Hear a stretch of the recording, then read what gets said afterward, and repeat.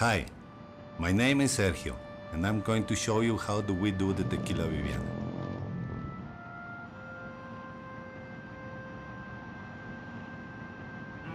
When my dad sends the agaves, we receive them here in the patio.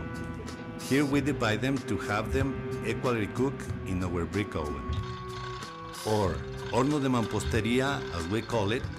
Here the starch turned into sweet Viviana sugar. Here we cover the oven inside with chalk. It is our own method to make the agave taste better.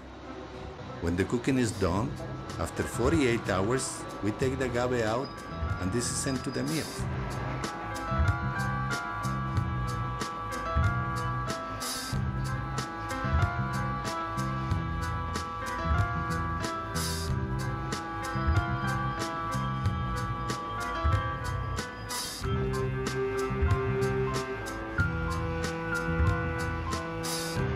Here is my brother Jose Manuel. He is the chemistry, and he makes sure that everything is done better than others. Here in the mills, we squeeze the agave and get the juice.